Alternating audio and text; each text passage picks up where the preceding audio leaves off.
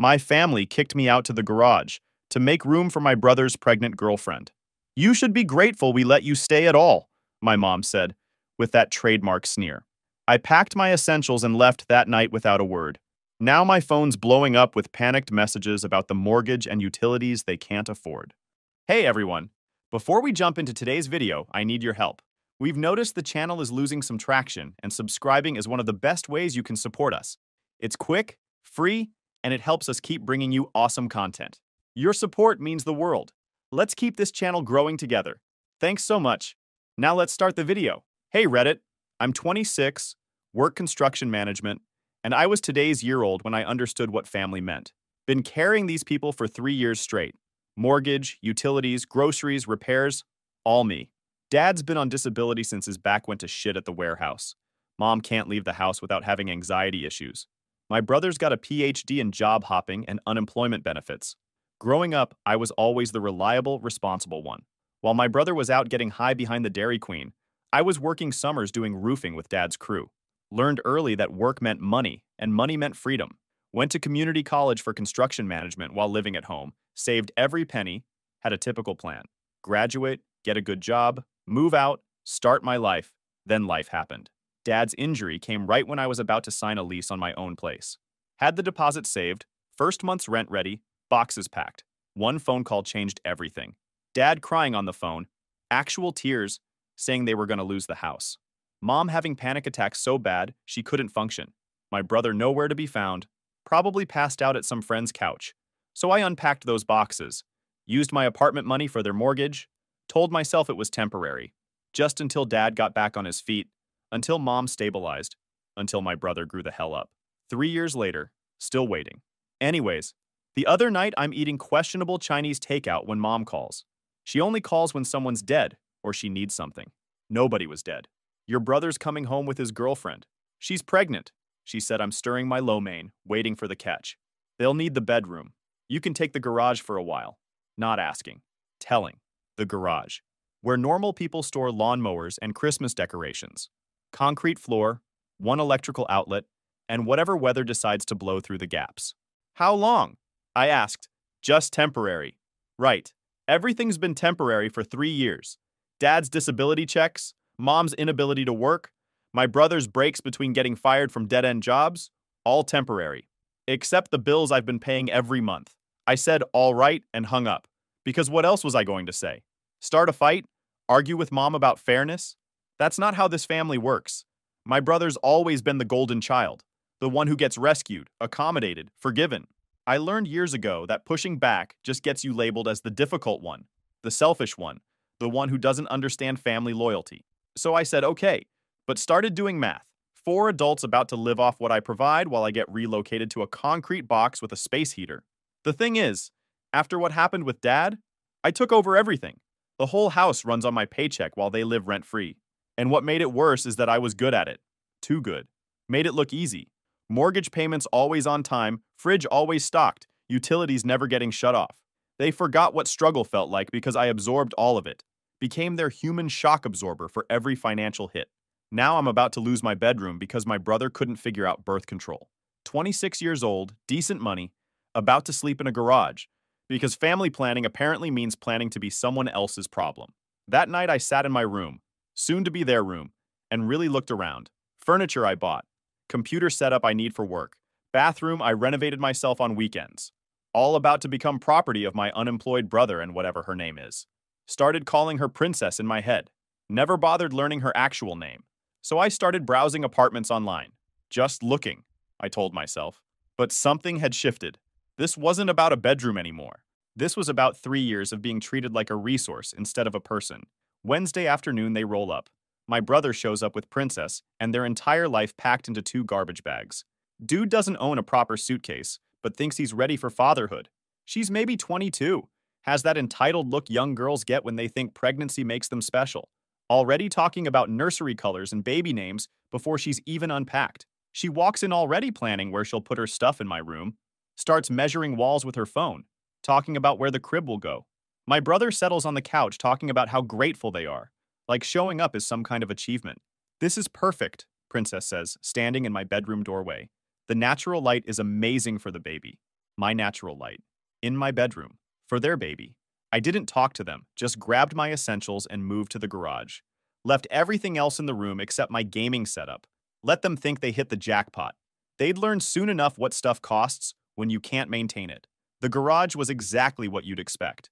Concrete floor, no insulation, one outlet that probably violates building codes, ancient couch that's probably hosting its own ecosystem, window that doesn't close, so whatever weather feels like visiting becomes my weather too. Set up my sleeping bag on that diseased couch, plugged in the space heater that sounds like it's dying, and sat there in the dark listening to them upstairs. Moving my stuff around, getting comfortable in my space, watching my TV on my Netflix account. Could hear his girlfriend squealing about the walk-in closet. The walk-in closet I built last year, expanding what used to be a regular closet. Spent 3 weekends framing it out, hanging drywall, installing shelves for myself. Now it's storage for maternity clothes from Walmart. That's when it hit me. This wasn't temporary for them. They'd found their newest mark, their latest solution to avoiding real life, and I'd been enabling it for 3 years. Hell nah. Started making real plans that night, browsing apartments and calculating exactly what it would take to extract myself.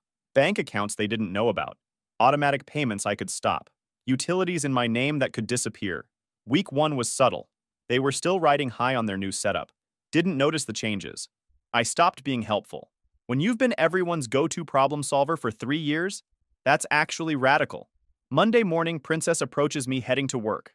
The coffee maker's not working right. I look at her. Look at the coffee maker.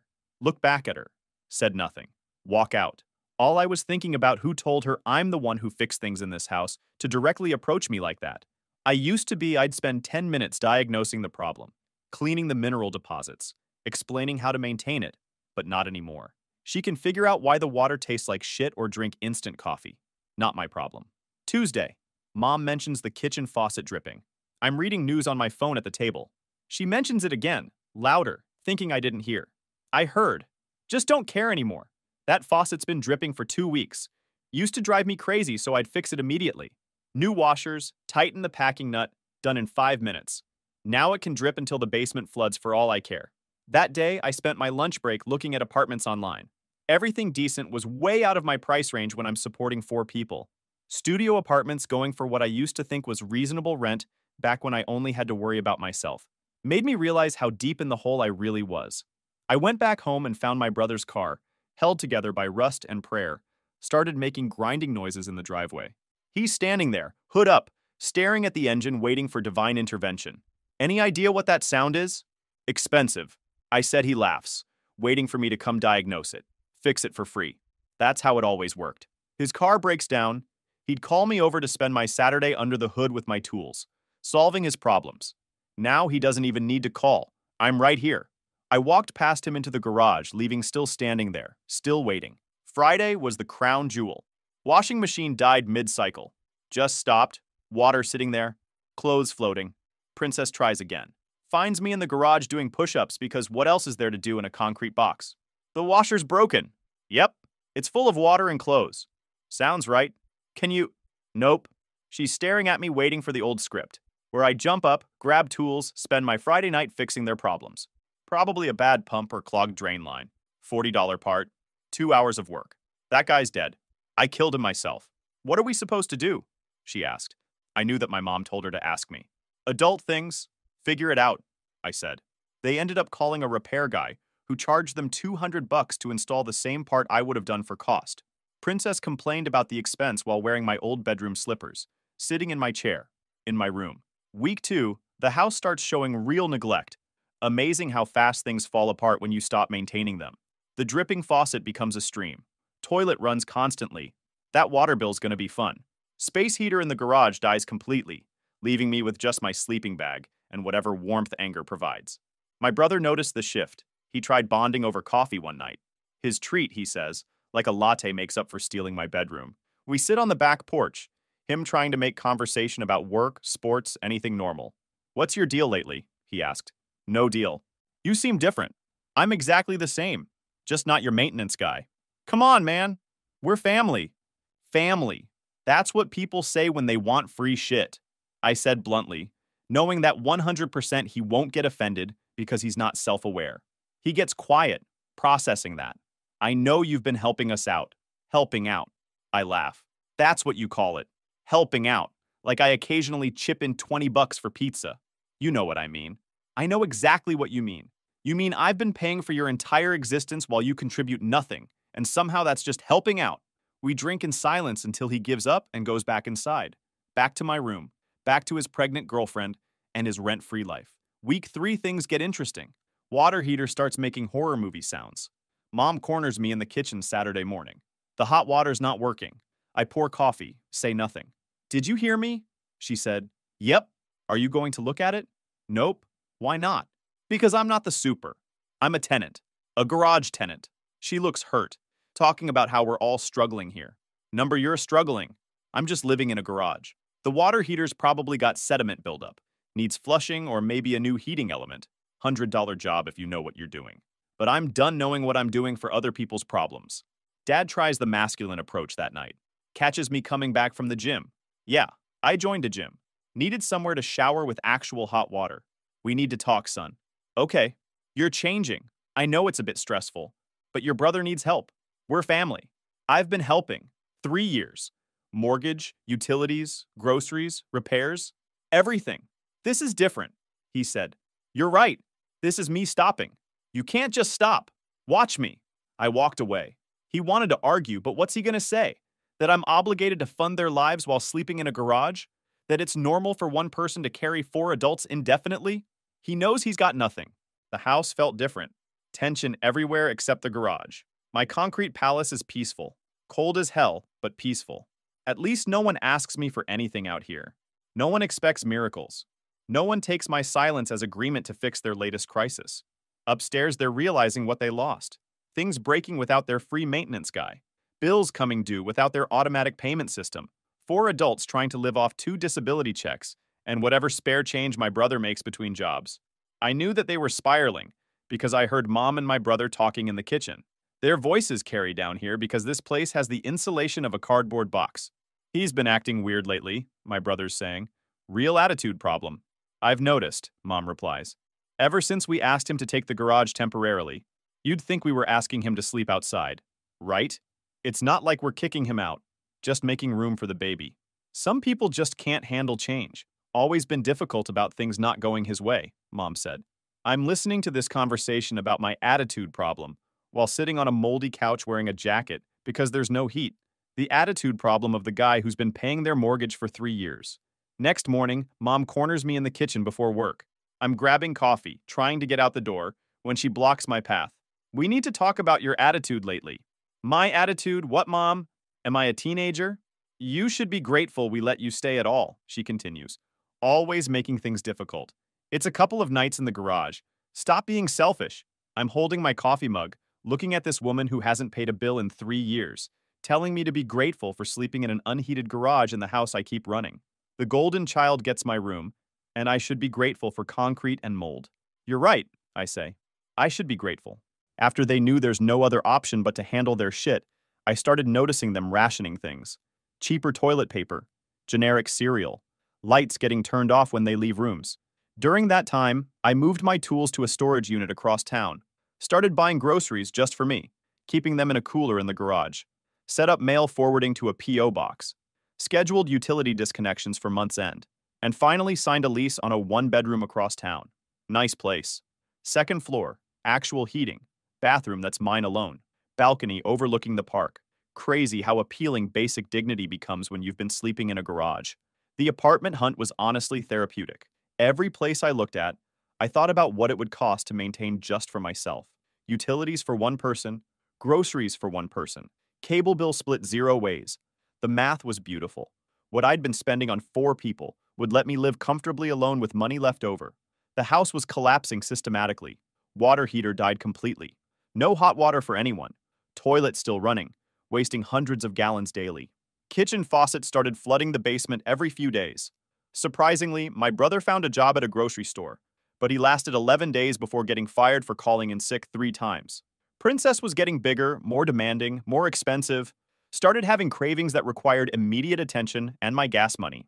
We need pickles and ice cream, she'd announce at 9 p.m. I told her, sounds like a you problem. But I'm pregnant. Not my kid. He's your nephew. You're being really unsupportive. I'm being really honest. She'd storm off to find my brother, who'd figure out how to get to the store without a working car. Usually meant begging rides from neighbors or walking 3 miles. I also started noticing them eating a lot of ramen noodles. Discount brand everything. Princess complaining about not being able to afford prenatal vitamins. My brother trying to fix his car with YouTube videos and prayer. Mom and dad were learning what it actually costs to run a household. 3 years of me handling everything meant they'd forgotten basic math. Mortgage payment? $1,400 they don't have. Utilities? Another $300 they can't cover. Groceries for 4 adults? Forget it. And I was enjoying my time, not gonna lie. Couldn't hide that smirk off my face. Then Dad tried having a financial meeting one evening. Called it a family discussion about shared responsibilities. Set up at the kitchen table with a notepad and calculator. We need to talk about expenses, he started. We do, I said. Maybe everyone could contribute something. I've been contributing everything. 3 years. But with the baby coming, not my baby, I said, for the millionth time. That's not the point. Then what is the point? He fumbled with his notepad trying to find words that would make this my problem again. We're family. We should help each other. I did help. I paid for everything while you lived for free. Now I'm done. You can't just abandon us. I'm not abandoning anyone. I'm sleeping in a garage. You abandoned me first. Princess perked up from the couch. We never asked you to pay for everything. I turned to look at her. Really look at her. You never asked because you never had to. It just happened. And once it started happening, you made sure it kept happening. That's not fair, she said. Fair? You're sitting in my chair, in my room, wearing my bathrobe, complaining about expenses in a house I pay for. Let's talk about fair. Mom started crying. I don't know why exactly. Princess huffed upstairs. My brother just sat there, probably doing the math on how many packs of cigarettes he could buy if he skipped out on the bills. That's when Dad pulled out a piece of paper. I've been running numbers. If we all contribute equally… Dad, stop, I said. Just hear me out. If we split everything 4 ways… I said stop. It would only be about 600 each, he continued. I was done with that bullshit. I cut him off. Dad, look around. Look at this house. Look at your unemployed son and his pregnant girlfriend. Look at your wife who can't work. Look at yourself on disability. Where exactly is 600 times 4 supposed to come from? And let me tell you, the silence was beautiful. Pure mathematics cutting through 3 years of delusion. After that life-changing meeting, I kept moving stuff out piece by piece. Nothing obvious, nothing they'd notice. Important documents, valuable tools, anything I actually needed. Left the furniture, left the TV, left anything they'd grown dependent on. Started working overtime, banking every penny. Not because I needed it. Supporting one person is easy when you've been supporting 4. But I wanted options. Wanted to walk away clean. Wanted to be able to disappear completely if necessary. The morning I planned to leave for good, I stopped by early to grab the last of my things. That's when I saw something that changed everything. A college kid, maybe 20, standing in the driveway with my brother. They were walking toward the garage, my brother gesturing around like he was showing off premium real estate. I parked down the street and watched. My brother's giving this kid the full tour of my garage, pointing out the electrical outlet as a premium feature, showing off the concrete floor, even demonstrating the broken space heater that left me freezing for weeks. Rustic living space, I heard him say. Perfect for a student budget.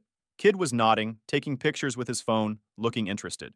My brother's got that salesman smile he uses when he's conning someone. Same smile he used borrowing $2,000 from me 3 years ago for emergency car repairs that became a down payment on a jet ski he sold 2 months later. The kid was asking about parking, about access to the house, about whether utilities are included. My brother's answering like he owns the place, talking about shared kitchen privileges and laundry access, making promises with resources that aren't his. I walked over, keeping it casual. What's happening here? Kid looked confused. My brother looked caught red-handed. Just showing him the space? He said, what space? The garage, for rent. I stared at him. Like what the actual hell? This absolute piece of shit was trying to rent out my garage. The concrete box he'd sentenced me to. The space I'd been sleeping in while paying for his existence. How much you asking? $450 a month, utilities included, he said. $450. For a garage with no insulation, 1 outlet, and a broken space heater. The same garage that wasn't good enough for him and his pregnant girlfriend, but suddenly premium enough to charge rent. Kid was pulling out his phone, probably to Venmo a deposit. My brother was counting money in his head, planning what video games he'd buy with his new income stream. I obviously couldn't let this happen. I stood between them. Kid, walk away. This isn't legal. I said, what do you mean? He doesn't own this property. Can't rent what isn't his. But he says a lot of things. None of them true. You want a garage to live in? Find one that's actually for rent. The kid looked between us, realized he'd stepped into family drama, and left fast. Smart kid. My brother started sputtering about needing income for the baby and temporary arrangements. You kicked me out of my bedroom, put me in a garage. Now you're trying to rent that garage for profit? I said, it's not like that. Then what's it like? You're leaving anyway. How'd you know that? He shut up, realized he'd said too much. Someone had been going through my stuff, noticed things missing. Instead of asking me about it like a normal person, he decided to capitalize on it. I tried to calm myself down before I smashed his face. You went through my things? Mom noticed some stuff was gone. So you decided to rent out my current living space? It's not your space, he scoffed. I pay the mortgage on this house. Every month. 3 years. That doesn't mean... It means everything. The beautiful part was his logic. The garage wasn't good enough for him and Princess, but it was good enough to rent to some college kid for profit. They needed my bedroom for their comfort, but my discomfort was a business opportunity. I left him standing there and went inside. Found my parents in the kitchen, drinking coffee I'd paid for, in a house I'd kept running, discussing their day like everything was normal. So your son's trying to rent out the garage. I casually dropped it. Apparently, they had no freaking idea what their golden baby was doing. Mom looked confused. Rent it to who? Random college student. $450 a month for the space he stuck me in. Dad's face changed. He said what? I told him. Same concrete box that wasn't good enough for his pregnant girlfriend is suddenly premium real estate when there's money involved. The truth hit them hard. They'd been so focused on accommodating my brother and his pregnancy situation that they'd forgotten who kept this house running. Now their unemployed son was trying to profit off space, belonging to the person paying for everything. Dad's eyes went wide as he calculated what losing me would actually mean. No mortgage payments, no utilities, no safety net. They had nothing saved, nowhere to go, no backup plan. That's... Dad started, then stopped. No good way to finish that sentence. Entrepreneurial, I suggested. Creative problem solving? Innovative revenue generation? That idiot's trying to illegally rent out your property, he said, the words coming out strangled. If you call the cops or a lawyer... He didn't finish the sentence, but I could see him spiraling. 3 years of letting me carry them, and now his unemployed son was actively committing fraud that could land them all in legal trouble while simultaneously sabotaging the one person keeping them off the street. Where is he? Dad asked. Driveway. Probably posting the listing online already.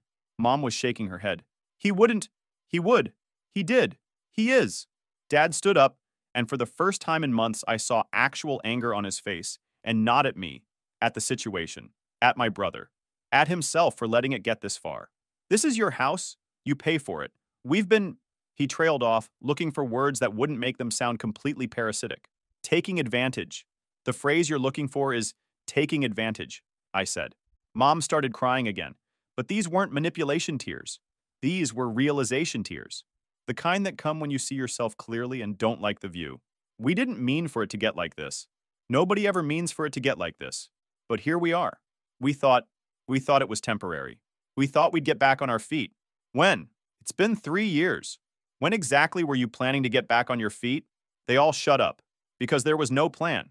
There never had been a plan. They'd just found a solution that worked for them and decided it was permanent. Dad headed for the door. I'll handle this. No, I stopped him. I'll handle it. I handle everything else around here.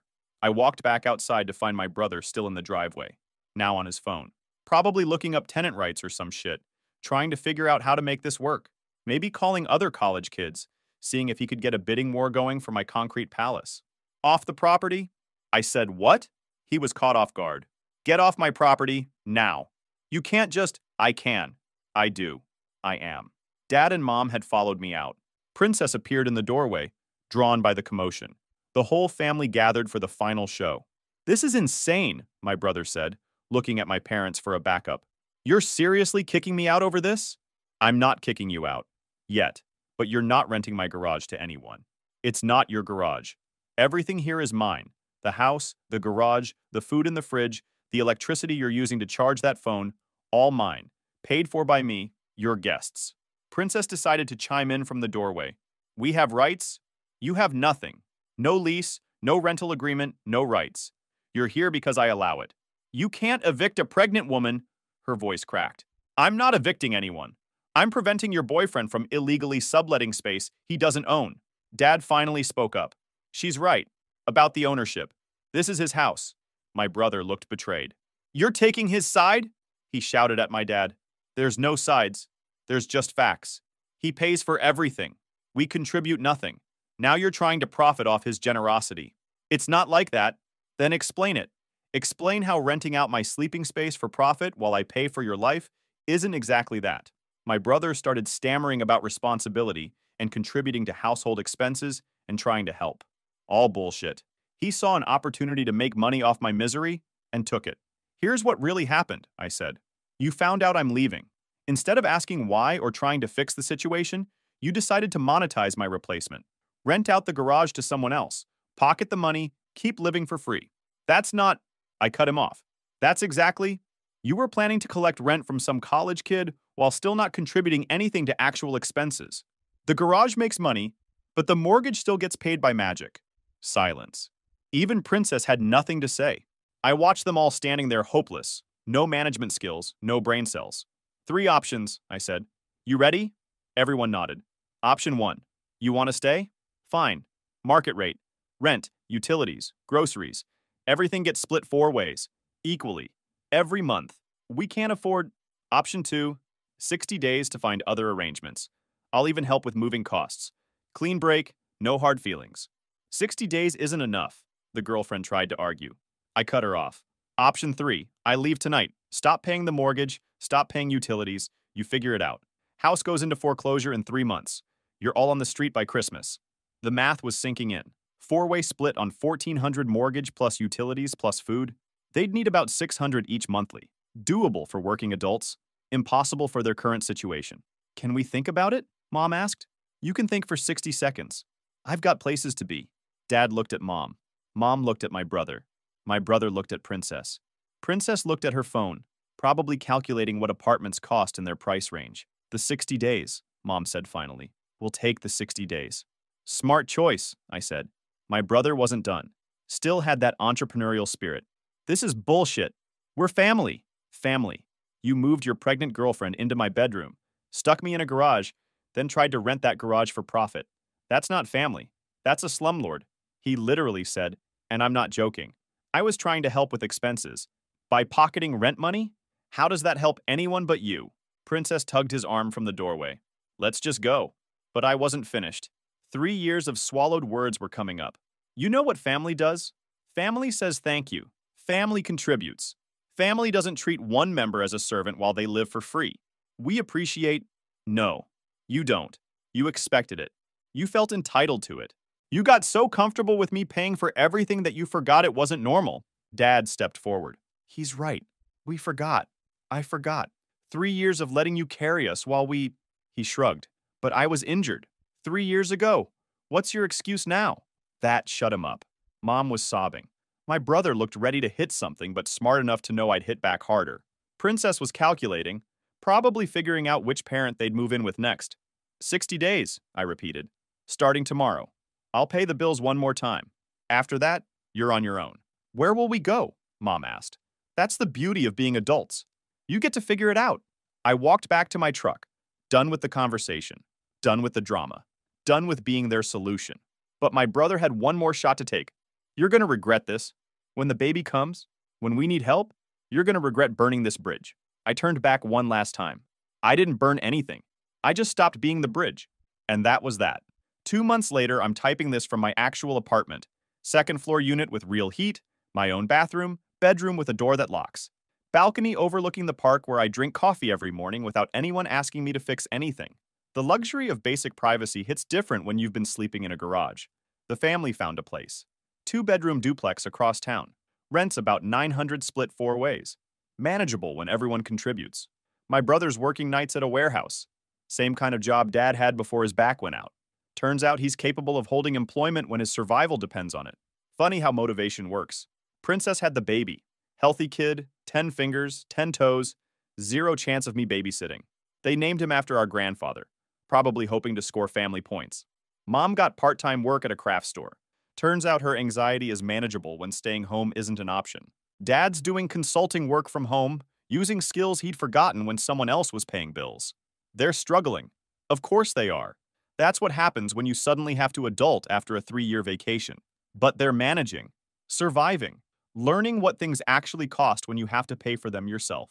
Got a text from my brother last week. Rent's due tomorrow and we're short 40 bucks. I didn't respond. Not my problem anymore. Mom calls monthly with updates I don't ask for. How the baby's doing, what new words he's learning, how they're managing their budget. She always sounds surprised that they're making it work. Like the idea of paying their own way was some impossible concept. Dad texts occasionally about home repair questions. Random stuff. Leaky faucet, squeaky door, furnace making noises.